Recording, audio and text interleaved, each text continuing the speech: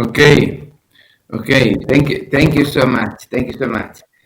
I'm really happy of this invitation. I mean, it's a great honor for me to um, give this speech on the topic of mind and consciousness. I will say something more soon. And Philosophy of Mind Student Association of Shahid Behesti University invited me. I surely haven't pronounced your the name of your university in the correct way, but I really hope but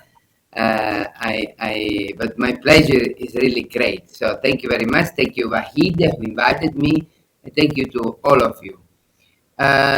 So today, my goal is to present you with an outline of why consciousness is such a big issue, such a big problem, I would say, such an unresolved problem in science and philosophy. And then I will also try to suggest, to outline a kind of a new hypothesis that I think it might somehow overcome the problems of current approaches to consciousness. But first of all, let me say what is consciousness.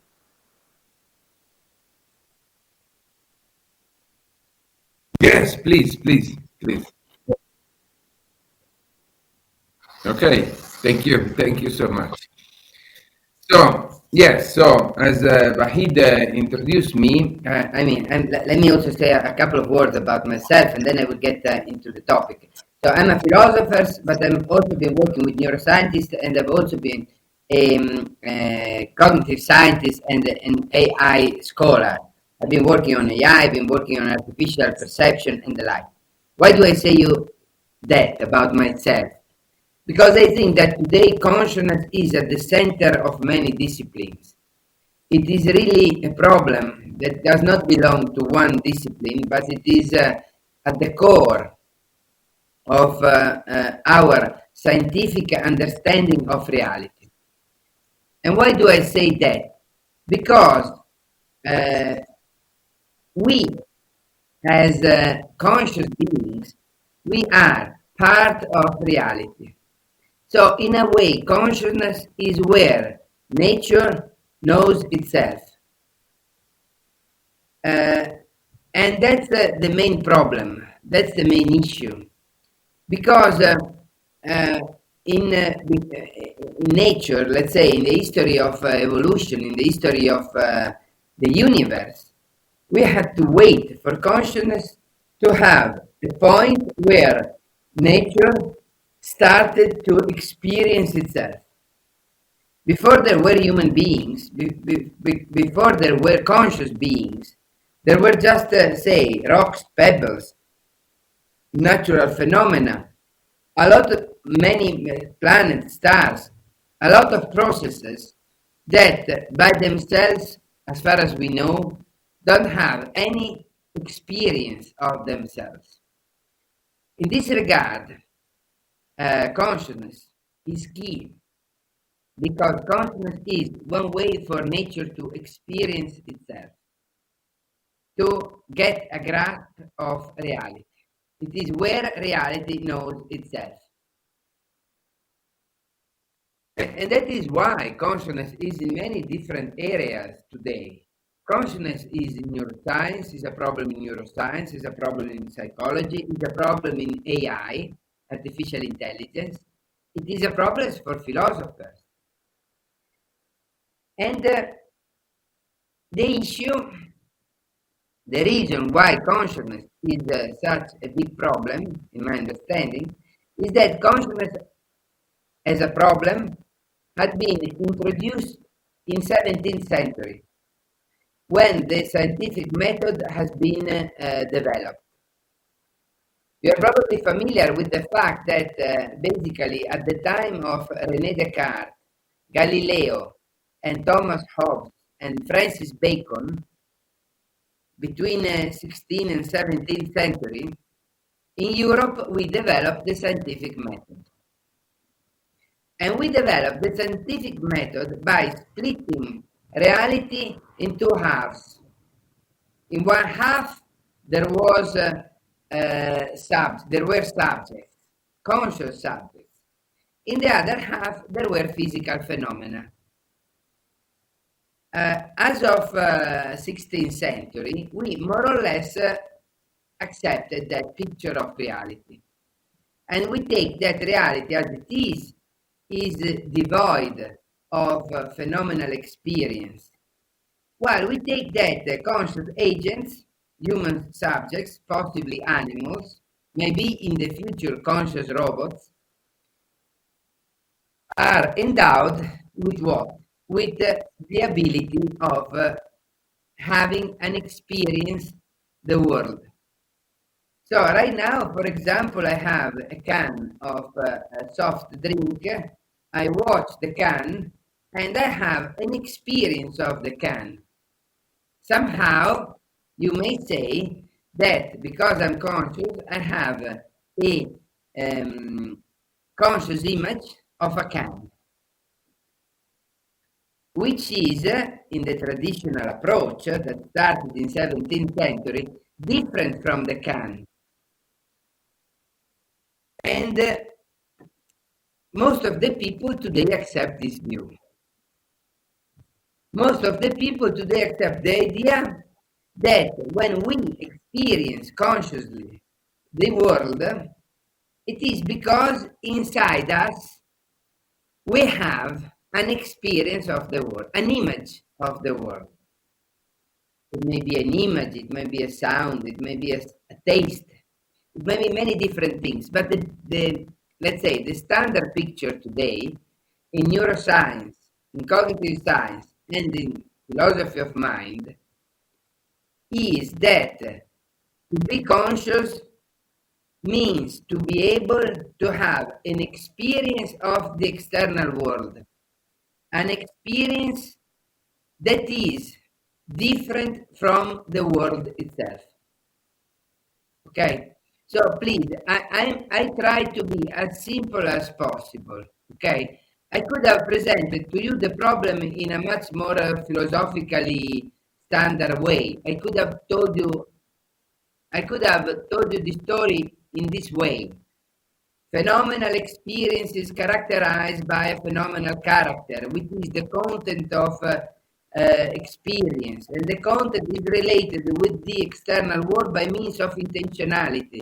Intentionality, which is the theory that has been developed in 19th century by Husserl and Brentano, is the idea that the hallmark of the mind is the capability to be about something else.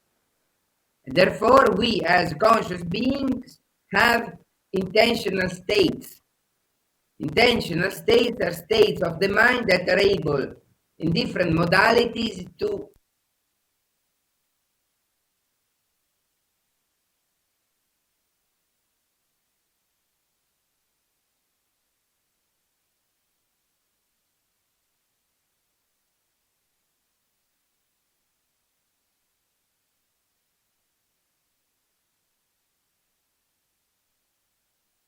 take, both in philosophy and in science. We pretend to know more than we actually do. That's why, as a methodological approach, I am trying to do a step backward. Rather than pretending to know more or pretending to know something that I don't, using a lot of fancy words that in the philosophical tradition and in neurosciences have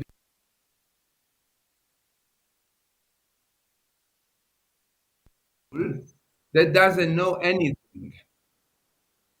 Because I really, there was a famous play by a German playwright, Bertolt Brecht.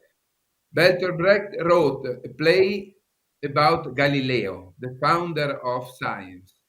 And in that play, there's a moment where Galileo says, the biggest mistake of science is to pretend to know more than they do. So, like Socrates, I think that the antidote of philosophy is to know what we don't know. And today in science, it is extremely important to understand what we don't know about the problem of consciousness. So, before this very short digression about Galileo, I was telling you that today we have this problem. We have this problem that we don't know how is it possible that we have an image of the world. And why we have this problem?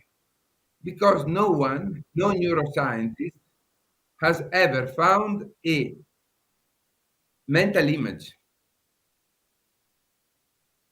That may seem strange, but it's a fact.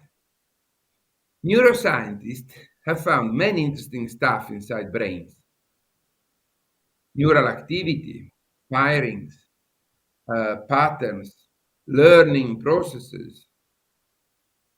But have they ever found a mental image? And the reply is negative. Inside brains, inside the central nervous system, no one has ever found anything but neural activity, which is a great thing to find. I mean, it's super interesting, neural activity. I'm not saying it is not important, but no one has ever been able to explain how neural activity becomes a mental image. Because the neural activity is made of synapses, is made of neural spikes, is made of ions going through membranes by acetylcholine, by neurotransmitters. That's what neural activity is made of. It is not made of images. No one has ever found an image, a conscious image inside a brain. A month ago, I directed the TSC 2023 conference in Taormina, in Italy, but the conference is an international conference that gathered together the best neuroscientists and philosophers in the world. I've been honored of having as guests Anil Seth, Christoph Koch, Lucia Melloni. Then she couldn't come, but she had to be there. David Chalmers, Roger Penrose, Stuart Hameroff, Giorgio Vallortigara, the best neuroscientists in the world and philosophers alike. They were all there. And we've been together for a week, every day, discussing all the time. Did any one of them suggested an explanation of how the neural activity becomes a phenomenal experience, a conscious image, mental image? No. The reply is no. In 2023, there had been a film. Let me show you. Let me just show. I have very few slides, but let me show just one slide to make this point clear. Because otherwise, I think you may be skeptical about what I'm telling you. You may say, "Oh, this professor from Italy, he says that neuroscientists had not been able to explain consciousness, but there are plenty of important papers about that. So probably Riccardo Manzotti, that's me, has a biased, negative view about neuroscience. But let's check for a moment the state of the art of neurosciences. Okay, Until I'm Ricardo trying. uploads his slides, I want to give a little summary until you upload your slides. Uh, t- uh, آقای پروفسور مانزوتی از این سوال شروع کردن که همه دنبال اینن که فعالیت مغزی چگونه باعث کانشسنس میشه، ولی ایشون اصلا و یه پله میاد عقب‌تر و از این صحبت میکنن که شاید اصلا مسئله رو ما بد متوجه شدیم و باید یک چارچوب جدیدی بر مسئله باشه و که حالا در ادامه توضیح خواهند داد و یک تاریخچه‌ای از حالا تصویری که در واقع از گالیله بریم جلو، تصویری که از جهان ارائه دادن فرمودن و آره و میگه مشکل اینه که همه میخوان تو اون فعالیت مغزی دنبال اون که چی کانشس ازش میاد بیرون، ولی شاید مسئله رو ما اشتباه فهمیدیم و باید یه پله بیایم عقب‌تر و یک مسئله جدید ایجاد کنیم. So have you uploaded your files? Yes. Okay. Yes, I think you should be able to see my slide. Oh, by the way, Wahid, if you need for me to stop and to have some break in order to translate for the people who are not familiar with English, please just let me know. No. I can stop every say No, 5 minutes. Or sure, I'll do that. We don't want to. I don't want to. Okay, I don't want to interrupt your aware. I wasn't aware that you need to do the translation, but now I will stop from time to time to allow you to make the key point of my presentation clearer to everyone. From now, we probably won't need it. I just wanted to, because right now you did the introduction, and now everybody is ready for the solution to what you frameworked previously. So I would not till I can. I won't interrupt your rhythm. Yeah. Okay. So can you see my slide right now, or do you see me? Give me 1 second. Yeah. Right now we do. Yeah. Okay, so you see the slide. Great. Of course, I'm aware that there had been a lot of research about consciousness. You know, a lot of papers. I read them all. And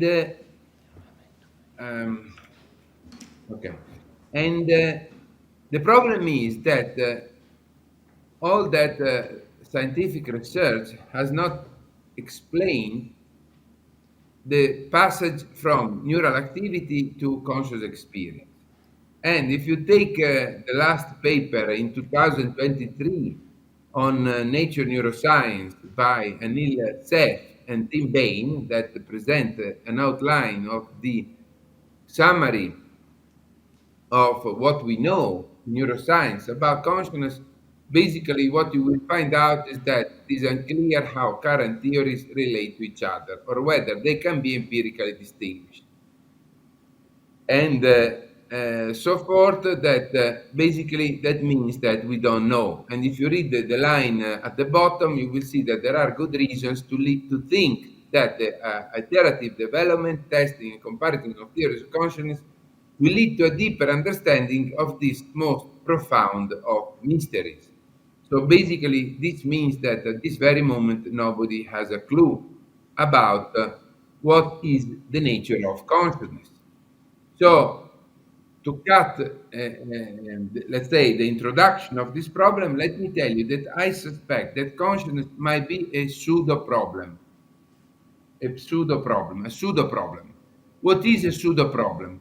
A pseudo-problem is a problem that is not a real one, but it is produced by the wrong premises, by the wrong assumption.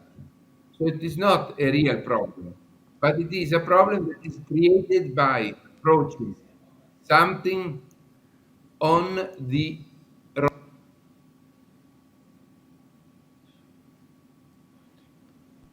from a different perspective. So let me ask you,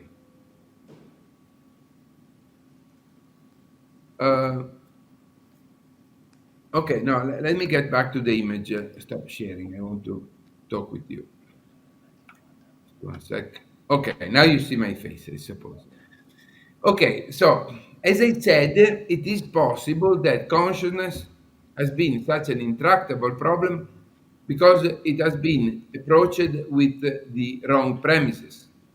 Namely, what might be the wrong premises about consciousness?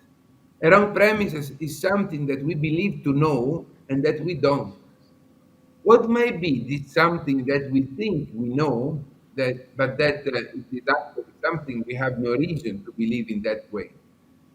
And this something, I believe, it might be the location of our physical existence.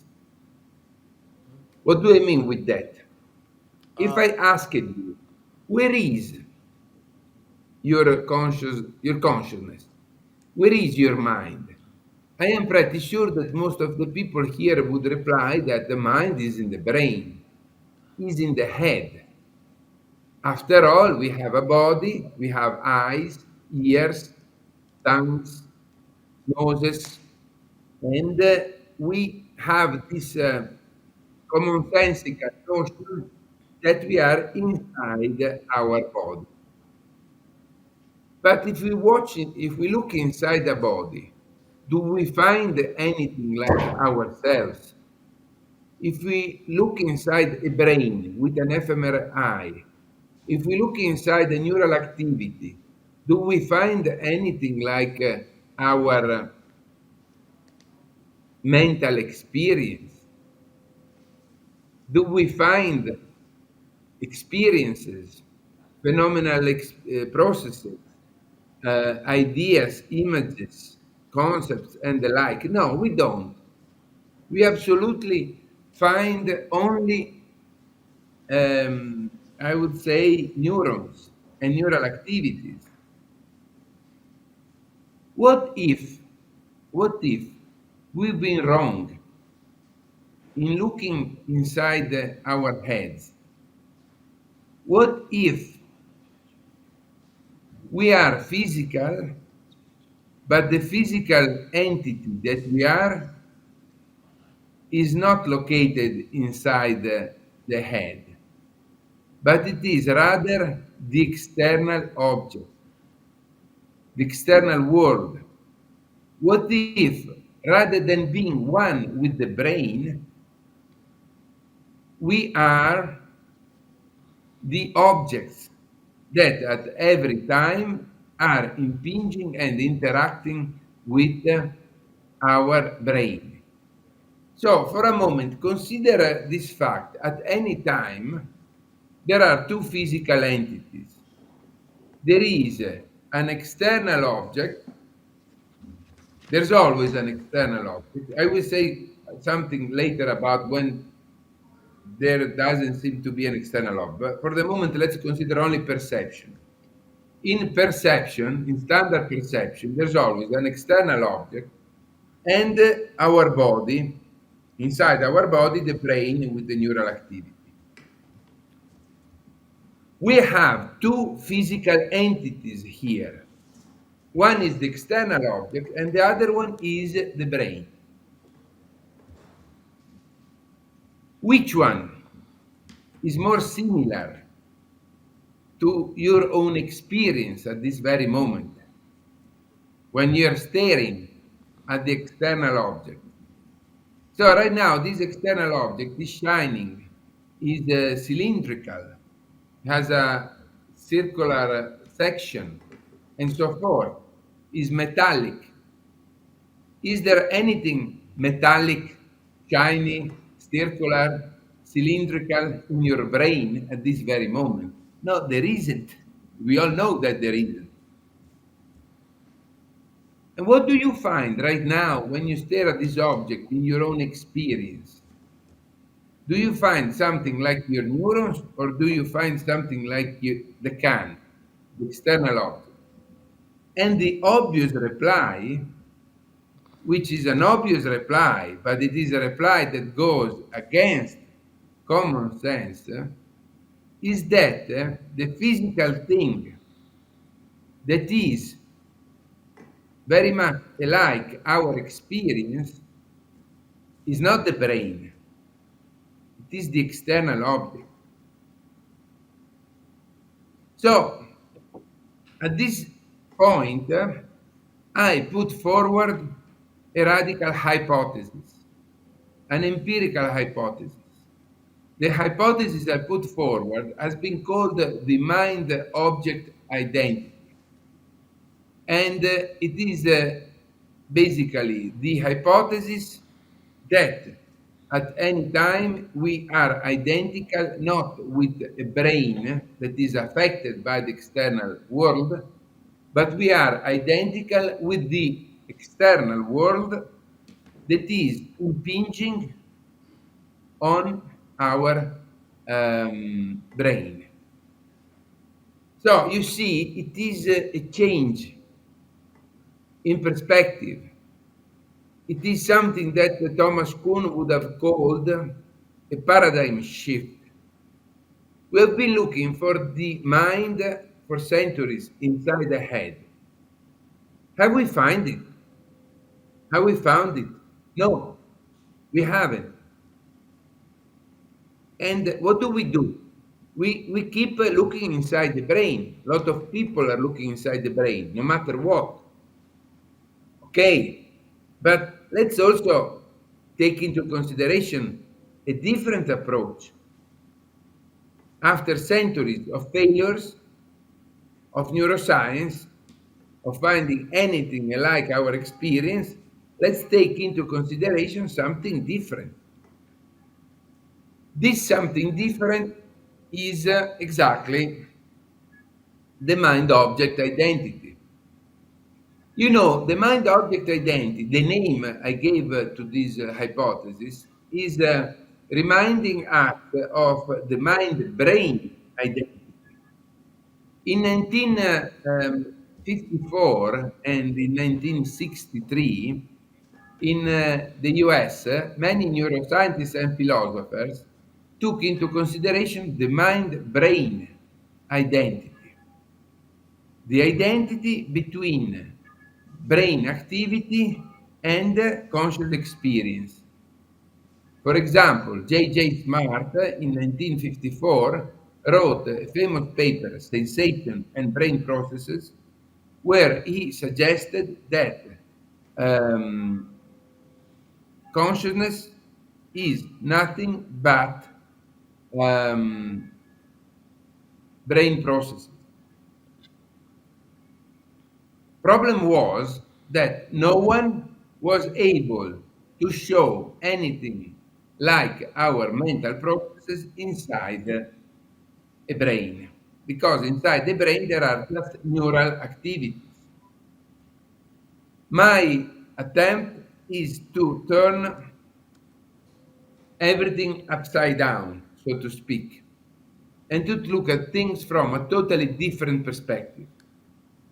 This perspective is to say, starting from perception, what if our consciousness were physical,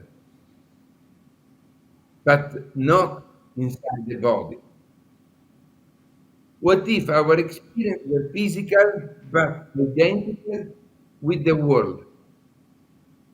So that's the basic idea. That's the basic idea. And as I mentioned in the title, this idea leads to a new existentialism, leads to a new worldview, leads to a new way to deal with reality. Now, very quickly, and then I will get back to this, let's say, existentialist horizon of this theory. First of all, let me reply to two very common objections to this theory. The first one is, dear Professor Mangiotti, this idea sounds crazy, but it cannot be right.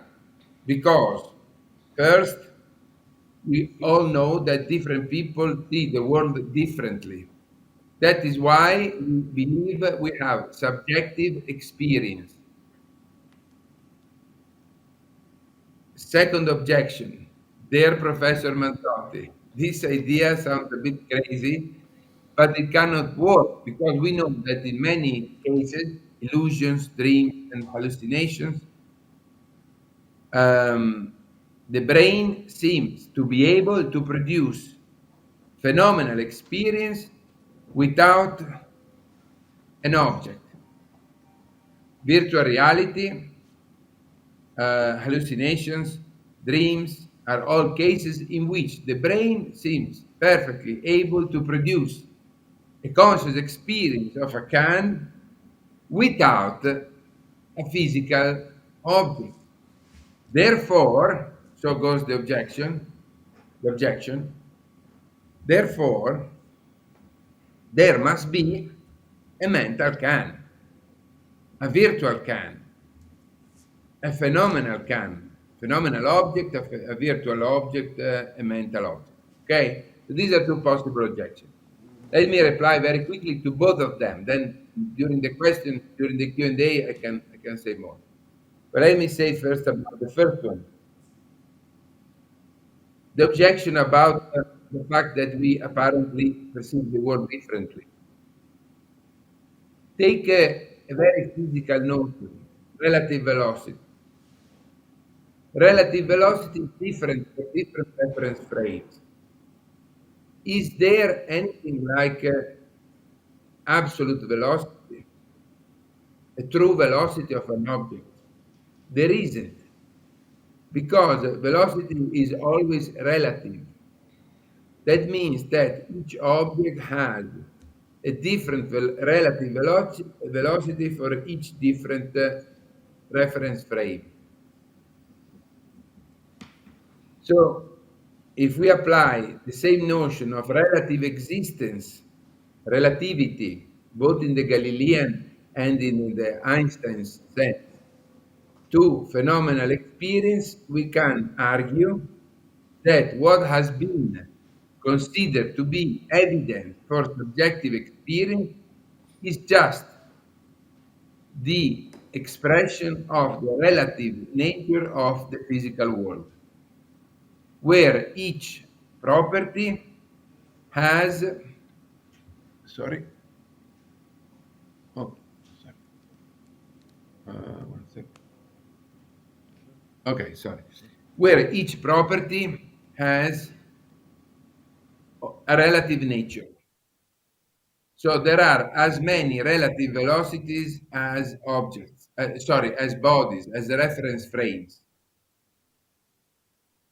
And this, I think, is a quite good argument. We can talk about that, but this is a quite good argument for the first objection. How is it that we may perceive the world differently?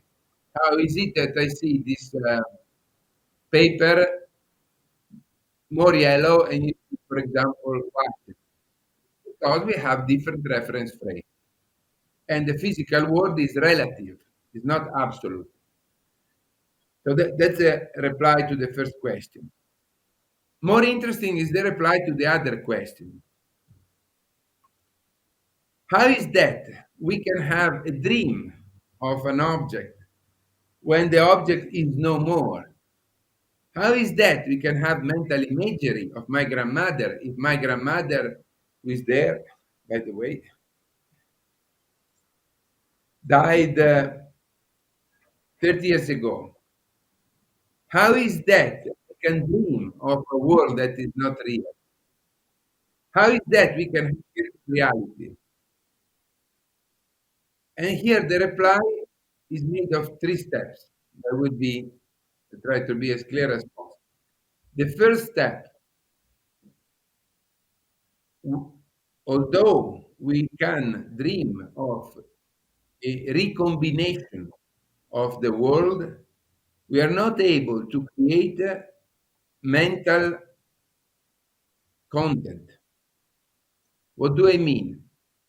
I mean that, for example, we are unable to imagine or dream a color we haven't seen. A colorblind subject cannot dream of the colors that is not able to see. A born blind subject cannot dream of colors.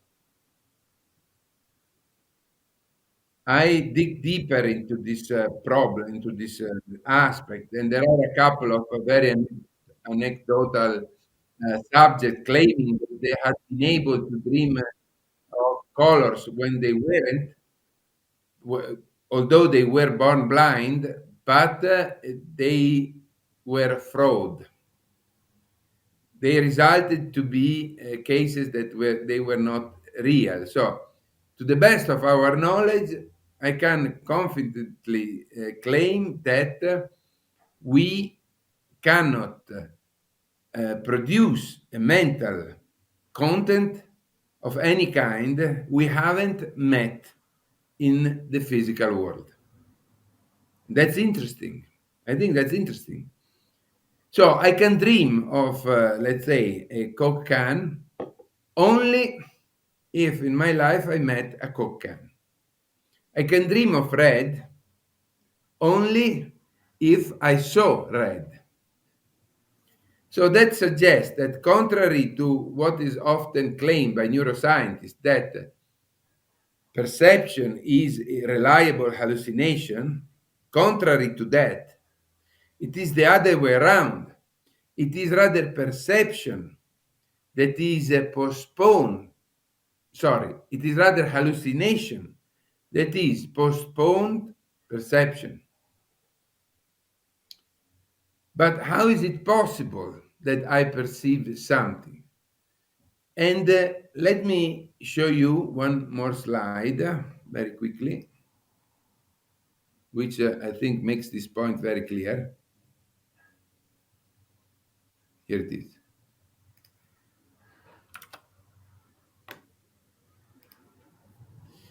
If we watch at the sun or at the moon or at a nearby object, we are gonna see objects that are at very different moment in time. So perception, the sun is 8 minutes ago. Or what about a constellation? A constellation is hundreds of years ago, but still it is in our present. So the idea is that rather than believing that the present has to be made of things taking place at the time of our neural activity, we can take into consideration a different notion of the present that is made by simultaneity. It is made by simultaneous object in Einstein sense, namely by objects that are producing an effect at the same time, not objects that are taking place at the same time. So the idea is that what we call hallucination are basically a recombination, a spatio-temporally extended form of perception.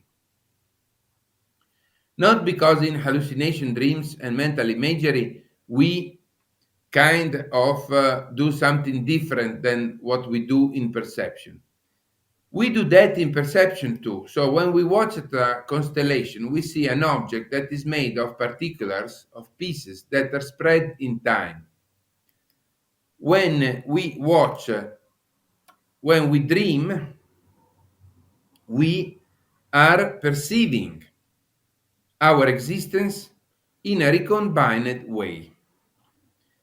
So all of that put together is a form of neo-existentialism. It is a form of neo-existentialism in the sense that it suggests that experience is existence, that there isn't such a thing as experience as opposed to existence. There is just existence. Actually, I believe that the notion of existence is a negative one. We have no empirical definition of existence. Think about that. We have no empirical definition of existence. We have no scientific way to pinpoint on existence. There are behaviors, reports, there are effects that we attribute to experience. But there's no way to grasp experience in an empirical way. And because of such an impossibility, many philosophers and neuroscientists have accepted that the experience has to be somehow spatial, has to be somehow unique. It has to be something emergent outside of the physical picture of reality, outside of existence. But that, for me, is failure. If our consciousness is real, it has to be in the physical world. And we must be able to pinpoint the physical thing which is identical with our experience. What could it be? I see no problem in shifting from the body to the object. After all, the object is as physical as the brain. The object is impinging on the brain. The object is physically connected,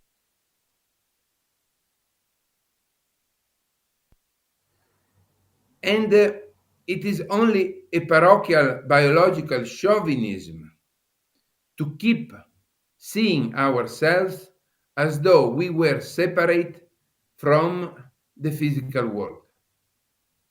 And I believe there are psychological reasons about this separation of people who are afraid of the physical world. Because in the physical world there is change, decay, and death. And so many people prefer to be something different from the physical world, to save themselves from the nitty-gritty of existence. In opposition with that, I present you with this view, where the body is not the place of our existence. The body is rather the fulcrum on which a world of events takes place. It is something that allows to a set of objects to speak for itself. And on this I will draw to a conclusion. I believe that our body is a proxy of a world made of objects, a world that is purely physical. And so I'm not saying that we are not physical. I'm not saying that that the body is not important. I'm just saying that the body and the brain have a crucial role. They allow a world of objects to take place. They are a gate through which a world of objects is able to have a voice and to speak. This is I would say, a neo-existentialist view of ourselves, where we are one with our existence. And it is based on the mind-object identity, the idea that we are identical with the object rather than with a brain. Thank you.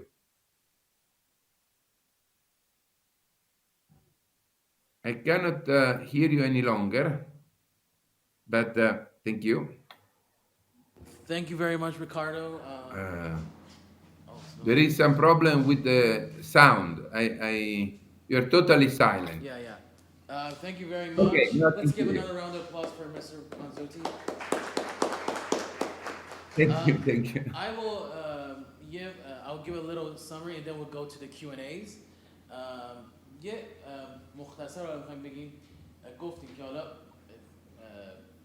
فلاسفه و نوروساینتیست‌ها جواب مسئله آگاهی رو در مغز دنبالش هستن. حالا و میگه حالا شاید این در واقع یک اشتباهی باشه که ما مسئله بد فهمیدیم و حالا دیدیم که اون قوطیشون رو دادن و میگه ما یه افتراقی میدیم بین اون ابژه‌ای که ما داریم در واقع تجربهش میکنیم و خود اون مغز و در واقع مغزمون و میگه شاید این تفکیک اشتباهیه و کنار میکروفون آره و در واقع اینجوری حالا تئوریشون رو مطرح میکنن که تئوری مایند آبجکت آیدنتیتی تئوریه که در واقع این همانی ذهن و شیء و اینجوری دیگه ما کانشسنس رو در واقع برون سپاری میکنیم به عبارتی. در واقع اون تجربه ما انگار وجوده، همون اگزیستنس، تفکیکی وجود نداره بین آگاهی و حالا تجربه و وجود اگزیستنس. و اینجور فرمودن که این یه پارادایم شیفت میتونه باشه، همونجوری که تو نظریات توماس کون داریم. و بعدش مسئله توهمات رو اشاره کردن که تو بحث توهمات هم در واقع اون چیزی که توهم میشه اون هم حالا در جهان خارج در ادراک میشه، در جهان خارج وجود داره اون شیء فیزیکی. حالا شاید بعضی اون شیء فیزیکی ملموس تیپیکال نباشه و تو قالب توهمات توضیح دادن. و در نهایت یکم حالا بحث اگزیستانسیالی رو بحث کردن که اگر ما خودمون رو و کانشنس رو در جهان ببینیم یک معنای زندگی به ما میده و خودمون انگار رو با جهان یکی میبینیم و انگار در واقع حالا مثالی که آوردن که مثلا در طول زمان هم پخش میشیم انگار، و که اسم کتاب خودشون هم The Spread Mind، ذهن پخش شده است، و انگار که کانشنس ما در کل جهان و در طول زمان متصل یافته. این حالا یه چکیده خیلی خلاصه. برسیم پرسش و پاسخ‌ها. عزیزانی که سوال دارن از اولویتون با بچه‌ای که حضوری هستن میتونن میکروفون هاشون رو روشن کنن که جلوش خودشون هستش و سوالشون رو بپرسن. اگه عزیزان بتونن بلند بشن از این میکروفون. حالا هستش؟ آره جلوش شما هست. Hi, Ricardo, can you hear me? Yes. Hello, I'm Ali Akbar here. You can see me. My question is about the nature of the concept of existence that you use in your presentation. Specifically, my question is that what is the relation between the concept of existence in your context and the concept of existence being and mere possibilia that we have in the analytic philosophy in the last century? What is the differences when you use the word existence with these concepts, and what is the similarities? Can you explain that? For me, existence is something that is causally relevant and that it is located in space-time. Very simply. So, in this view, existence is the manifold, is the unfolding of the becoming, is the unfolding of nature. Nature is becoming in the sense that everything is, as I said, causally connected. The kind of existence I have in mind has its roots in an enemy of Plato. If you remember, Plato was fighting against the school of Elea, Elea, which was a philosophical school that was claiming that existence is becoming, and that existence has to do with being able to produce effects. This idea has been called in recent analytical philosophy the Eleatic principle by, for example, Jae-Gung Kim, 1997, 1994. You can check that in the literature, the Eleatic principle. And the idea is that everything is real as long as it is the cause of an effect. So to exist is to be embedded in the causal flow of reality. And space and time actually are not container, but they are a way for such unfolding to for such becoming to unfold. So the simplest reply is that existence is being in space-time and having a causal role, which is good news for science, because in science all phenomena are embedded in space-time and have a causal role. Thank you, Ricardo.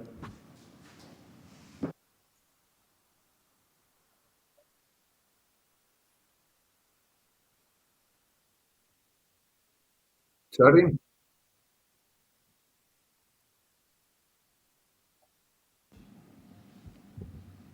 Hi, can you hear me? Can you hear me? Yes, yes. I cannot Hello. see you any longer, but I can hear you. Yeah, I'm going to talk louder. So you're saying that everything that exists in the real world have consciousness, right? No, not. I didn't say that everything has consciousness. I thank you for this point, and I'll get back. But to say that everything has consciousness would be a kind of panpsychism. Okay, it is very important not to confound, not to conflate my theory with panpsychism, because actually I'm rather closer to say that consciousness does not exist. So I'm not saying that, okay, I can see you again. I'm not saying that everything has consciousness. I'm saying that we have invented the notion of consciousness because we have placed ourselves in a brain and we have left the world outside. Therefore, to bring the world inside, we invented the notion of consciousness. I don't say that. I say the opposite. I say that we are identical with existence. I'm not saying that every existing object has consciousness. I don't say that. I say that we are identical with existence. Okay, so can you explain which objects have consciousness and what's the level of consciousness in these objects you introduced conscious? Yeah. Okay. My point is that everything to exist has to produce an effect. Okay. In this view, which is the Eleatic principle. So, for example, let me make you an example. Take a long number made of many digits. Is that a key? Is a number a key? Not necessarily. But what if I use that number as a password? Then that number becomes a key. Because all of a sudden there is one place in reality where those digits can take place all together and they can unlock, for example, my phone. If I have my phone, I need to unlock it using a set of digits. Because of the existence of my phone, those digits are a key. But if my phone didn't exist, those digits would not be a key. Likewise, consider other objects: a tree, a painting, a face, a constellation. To exist, they don't exist by themselves.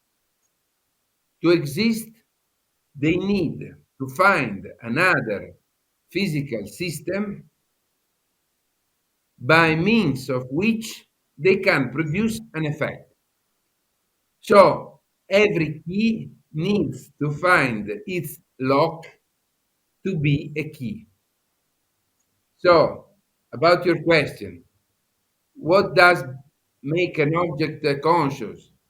And my reply is that objects are not conscious, but the right question would rather be, what does bring an object into existence? And my reply is the physical circumstances that allow that object as a whole to take place and to produce an effect.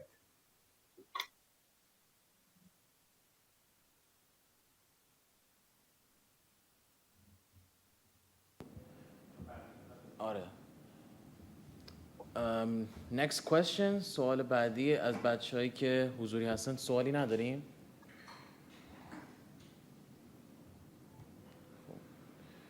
مجازی هم سوال نداریم.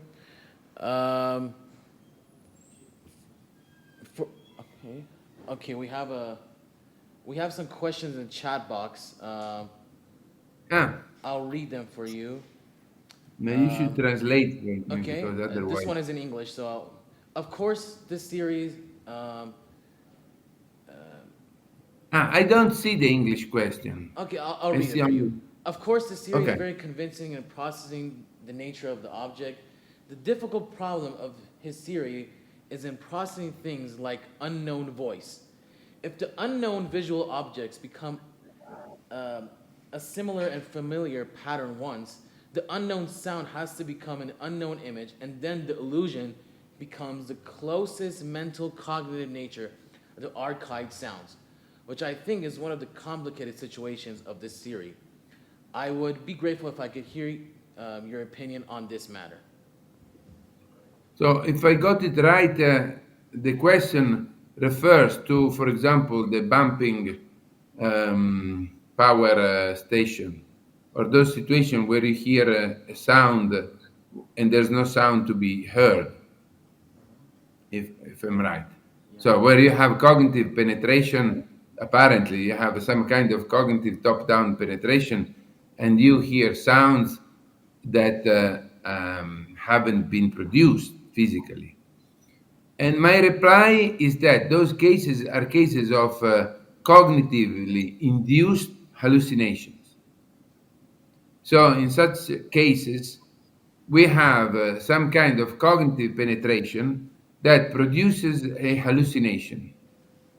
And the hallucination is possible only because, as I said previously in that short outline about dreams and hallucination, because in the past there were those sounds. So those sounds are not created by the cognitive illusion, but they are how could I say? But they are hallucinated, and therefore the cognitive penetration induces us to perceive sounds that were part of our existence at some moment during our life. It is as though we're always watching at all of our life. It is as though all our previous life is always causally impinging on the present.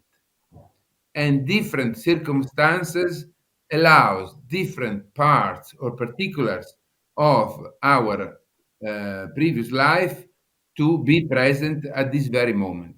How? By producing an effect. So in that sense, cognitive illusions, cognitively induced illusions or hallucination are a way to unlock past events in our life. Okay, thank you, Ricardo. That was the last question, and we would love to hear your last words. And unfortunately, we have to say farewell to you. We're listening to your last words and farewell words. Okay, I can only thank you for this delightful moment of confrontation, for your patience to listen to me, and I look forward to meet you again in the future to talk about consciousness and philosophical issues as well. That would be really great. Thank you so much. Thank you again, and let me wish you all the best for your academic studies and future career and life. I wish you all the best. It was an honor having you here, Professor Mانزوتی. So nice and just so you did everything to help us here. And we hope to see you in Iran one day and come to our universities and you can give some wisdom and some intelligence to our students and in the academia. It was an honor to have you. Let's give a round of applause for Professor Mánzóty. Thank you. Thank you. Goodbye, Bye. Ricardo. Bye-bye. Take care. Take care. Bye-bye. Bye to all of you. Okay. خب ارائه پروفسور مانزوتی به اتمام رسید.